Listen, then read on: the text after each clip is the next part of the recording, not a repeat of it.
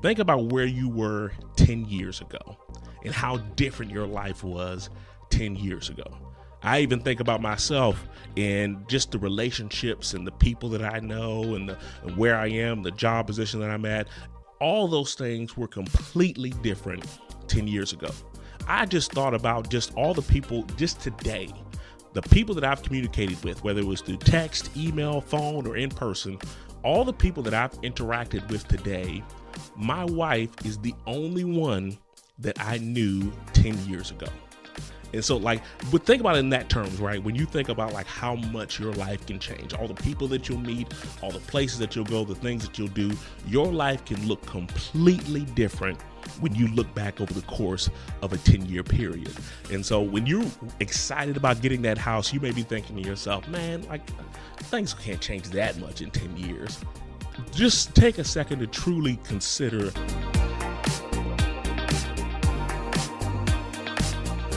Welcome to the Home Goals Podcast, the ultimate guide for turning your home goals into a reality. I'm your host, Derek Thornton. Join us as we navigate the twists and turns of obtaining a home. We'll be offering expert tips, helping you avoid pitfalls, and championing your journey towards that cherished place to call home.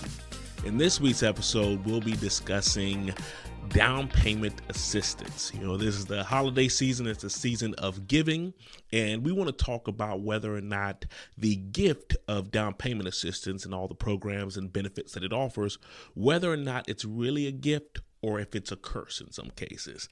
As with anything in life, there's always going to be pros and cons, and so we'll discuss some of the more popular down payment assistance options that are out there, and some things that you may want to take into consideration, things that you need to be careful about so that this is more of a blessing than a curse in a lot of cases, right? And so I am not for or against across the board any of the particular programs.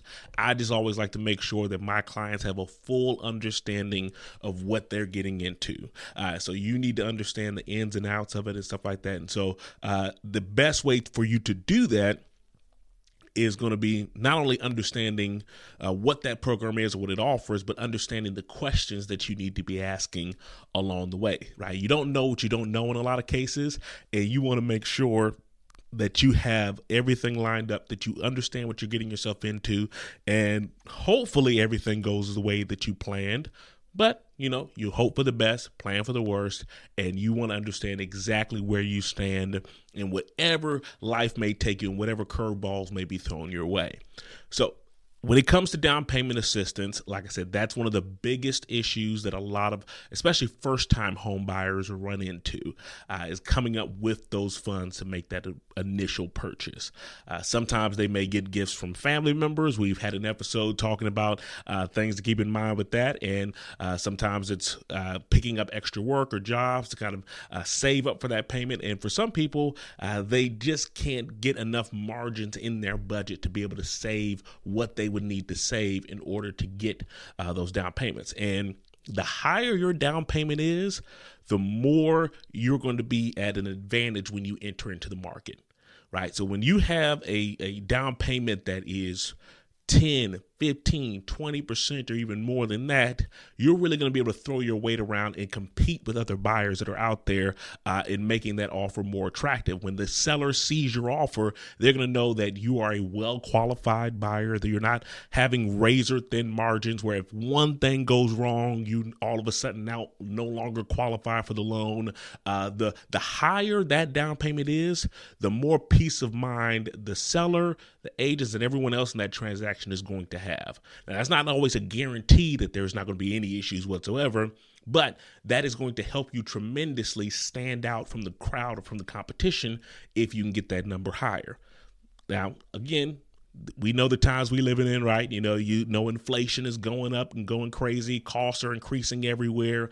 And it's becoming increasingly difficult for people to save up those funds for that initial down payment. And so it has people looking at different avenues, different options that are out there to see if there's something that could provide some assistance for them in those areas. Most states usually have some type of program in place to offer that assistance to their buyers. I know in North Carolina, we have some first-time home buyer programs that are put on by the state and by the government that are trying to increase people's opportunities to be able to own and live in their own home. And so, like I said, we'll talk through some of those as well. One of the more popular options that you see for a lot of the down payment assistance programs, especially the ones that the states tend to offer, there's usually a string attached to it or the condition attached to it that basically says, we'll give you these funds, right? We'll give you the money to have for this down payment that you can use to purchase that home. However, if you don't stay in that home for a certain amount of time, you have to pay us this money back, right? You have to pay those funds back to the person. And what they will do is they will typically attach what's called a lien on your home. So when you purchase a home, if you were going the traditional route, like let's say you were just getting a traditional mortgage loan on your home, the bank puts what's called a lien on your house, which basically says if you ever try to sell this house, they get whatever you owe them, they get that money back, right? So if they gave you a $200,000 loan, whatever the balance is on that loan, if you go to sell the house, they need to get paid through that, right? If it's not going to be enough to cover it, then you have what's called the short sale, and then you've got a whole other line of issues and things you need to get into. But at the end of the day, the bank wants to make sure that they get their funds, and they put what's called a lien, which is filed through the courthouse, a lien on that deed, which basically says, hey, if this home is ever sold, we need to get whatever balance we're owed from that sale. So they're what's called the first lien holder, right? They hold the primary position. They get paid first.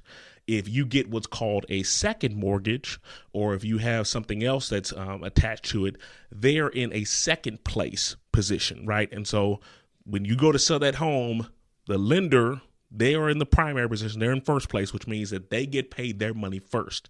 And then if there's enough money left over, the person in second place gets their money, and then it kind of keeps going down the line, right? And so there's any number of things that can happen that can cause a lien to be placed on your home. If you don't pay your taxes, if you don't pay Uncle Sam, he can put a lien on your home to make sure that if you go to ever sell that house, you would have to have a portion of those proceeds go towards paying off that tax debt that you owe. If you hired a contractor and God forbid you didn't follow through on your word and didn't pay them, they can put a lien on your home, right? If you got a new screen porch and you weren't happy with the service and decided that you weren't going to pay them anything, they could put a lien on your home for that work that was not paid for. And again, they're going to be kind of listed down there. They may be low on the totem pole, but they could put a lien on that home, which basically says that you have to use some of your proceeds to pay them off. And it's no different with the down payment assistance program in many cases as well. A lot of times they will put a lien on the home, which says that, hey, we gave them $40,000 to use towards their down payment. If they don't stay in the home for a minimum of, let's say, 10 years, then they owe us those funds back, right? And so that's kind of their way to make sure that people are actually using these homes for their primary residence, living there, not just trying to get in there and make a quick buck or anything like that. They want to make sure that these people are having plans to live there and use that home for the purpose that it was intended to be used for. And so they will have a lot of those rules and restrictions in place to make sure that people are sticking to their word. And so there's a lot of down payment assistance programs that will have that condition attached to it, right? Where it's like, hey, we'll give you these funds. If you qualify, you can only get a house that's priced up to this amount, or you might be able to get funds that or up to a certain amount, right? And so for example, I know one program that we have in North Carolina, if you are purchasing a house that is a max of $384,000, I think it's $750, you get a max of like $45,000 towards a down payment for that particular program. And there's another one where it goes up a little bit higher, where you might get more for a higher price point, depending on your income, depending on who's in your household. There's a lot of other factors that go into it, but that's just kind of showing you an example of some of the things that are out there. So it's like, hey, that's awesome. We get this tremendous boatload of money that we can put towards our down payment, which is a huge help on being able to purchase. However, they're often going to have a condition where it's saying like, hey, you have to stay in this house for 10 years before that lien comes off. And if you move any time before then, you have to pay us those funds back. So if you use this program and then 2 years later you get your dream job and it's awesome, it's like, oh, this is perfect, and they want you to relocate to a completely different state across the country, well, now you're having to sell that house and pay back whatever those funds may be. Now, if your house appreciated greatly, that's no problem, right? You can definitely make that happen. But in today's market, that may not always be the best choice. One thing that I've been preparing people for, that I've been telling a lot of my buyer clients recently, especially based on the way the market has looked over these last several months, is that I've been telling people and preparing buyers for the fact that whatever you buy the house at right now, more than likely that's going to be what it's worth 4 or 5 years down the road, right? I've been preparing people for the fact that the majority of your equity, in my opinion, right? This is not what's out there. We don't know for certain. We don't have the crystal ball to tell. But my opinion is that the majority of people's equity is going to come not from necessarily the market moving up, but from people paying down their mortgage. Usually you have both of those factors working together, right? You have the market increasing and you're paying down your mortgage, so that really increases your chances of building your equity really fast. I believe that for the next several years, we're going to kind of see the market kind of stable and level out, right? We just experienced historic gains. We just saw the market boom like something we've never seen before. Inventory is still incredibly low. And so I think that that's going to help make sure that we don't see a crazy drop like we did in the recession. But I do believe that the housing prices are going to be staying pretty level over these next several years. And so particularly for people who are considering these down payment options that will put the lien on the house for a certain amount of time, I would definitely make sure that you take that piece of advice into consideration, right? Ask yourself, okay, if I look up 6-7 years from now, I still have this lien on my home for this down payment assistance that I received. If my house still hasn't really gone up tremendously in value based on the market, if it's just what I paid down on my mortgage, how long is it going to take me to break even on that, right? And so that's one of the main questions that I would recommend that you ask yourself is, okay, if 10 years, or I should say any time less than that time period, right? Anything less than 10 years, if you had to sell your home faster than you expected and you were only able to sell it for exactly what you bought it for, right? And so the only equity that you had was based off of what you paid down on that mortgage balance, would that be enough for you to be able to at least break even? And if so, how long would that take, right? You can look at an amortization calculator and see, okay, if I'm making my monthly mortgage payment, how long is it going to take me to make enough money to where that I can break even if I were to sell the house for exactly what I bought it for? And that's one way that you kind of do it. Again, that's an inexact science because there's no way to ever fully guarantee that your house will be exactly worth that. But more times than not, we can usually assume that your house is going to steadily increase in value. I know a lot of times we will look and see like particular neighborhoods or particular areas, what houses are appreciating for every single year. It's different depending on the area, right? There's obviously some areas or neighborhoods in a particular town that are really popular and they may appreciate at a faster rate than some of the others. And so you want to kind of look at that. I typically have noticed like over time, now granted, this may not be the case in every situation, but over time, you'll usually see a house appreciate about 3 to 4% in a given year. Like I said, it might be a little bit higher than that. Now, granted, I would take out the outliers from a few years ago when we saw the housing boom, but that's what you can typically expect a house to. Sometimes a little bit less than that, sometimes a little bit more. But again, that's one factor that you may want to take into consideration. And so all those figures are things that you want to look at to see. I'll tell you for myself, my own house, when we purchased right before the market really exploded in 2021. And so fortunately, we were able to take advantage of a lot of the tremendous growth in equity that happened really quickly. However, with the pricing that our house was at the height of the market around 2022, it's basically stayed the exact same over these last few years, right? And so, yes, our values exploded and we have a lot of equity that we were able to get to the home as a result of the market increasing. But our value has basically stayed the same over these last few years. And that's what I think is going to be the case for many homeowners for the next several years moving forward. And so for a lot of people who are considering getting into the market, that's definitely one thing that you want to remember, keep in mind, is that I wouldn't expect to see crazy spikes in your home values growth, right? It's likely going to stay pretty stagnant and about the same as where it was when you made your purchase. Another item that we often see is not just a lien that's on the house for a certain amount of years. A lot of times we also see programs where they say, hey, we'll do it on a scale where we will give you these funds for the down payment. And we'll say, hey, you have to stay in the house for at least 5 years. And each year we will gradually bring that number down until it finally equals zero. Right. So let's say, for example, you received a $25,000 loan payment or down payment assistance program, right? They say, we'll give you $25,000, and they say, hey, this amount is going to decrease on an annual basis. And if you stay in the house for at least 5 years, then you won't have to pay anything back, right? So they might say, hey, this amount will decrease by $5,000 every single year that you stay in the home for the first 5 years.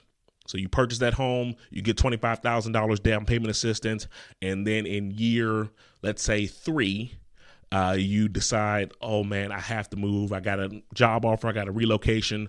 I need to sell this house quickly, even though I know I haven't stayed here for the full 5 years. You still got 2 years left, which means that you would still have to pay back $10,000 towards this program, right? And so in that situation, it's not as bad as the one where you have to pay back the full amount if you move anytime within that time period, but it is still something that can factor into your decision, right? And so you have to ask yourself, like I said, what may change or anything like that, or what that timeline is looking like. I always tell people you never know what will happen in a given time, right? We always like to think in terms of the long-term experience and how things will go and say, oh, I don't think my life will change that much, or I don't think there's going to be things that will take me this far out of the realm of what's happening right now. But you just truly never know what's going to happen, right? When you think about your life, think about where you were 10 years ago and how different your life was 10 years ago. I even think about myself and just the relationships and the people that I know and where I am, the job position that I'm at. All those things were completely different 10 years ago. I just thought about just all the people just today, the people that I've communicated with, whether it was through text, email, phone, or in person, all the people that I've interacted with today, my wife is the only one that I knew 10 years ago. And so but think about it in that terms, right? When you think about how much your life can change, all the people that you'll meet, all the places that you'll go, the things that you'll do, your life can look completely different when you look back over the course of a 10-year period. And so when you're excited about getting that house, you may be thinking to yourself, man, things can't change that much in 10 years. Just take a second to truly consider and ask yourself, like I said, you don't know what your life will look like. You don't know where things will be. You don't know what your goals will be. You don't know how things will change or what your dynamics look like with your relationships, your family. There's a lot that can go down in that time. And you have to ask yourself if you're willing to put that type of a restraint as far as the down payment assistance on whatever your future may look like, right? If you can avoid it, it's usually going to be better, that you'll have more freedom in your choices and everything like that too. But for a lot of people, it may not be a realistic goal for them to figure that they can save $50,000, whatever, and have that opportunity to even make that decision, right? And so these are all things that you want to consider as well.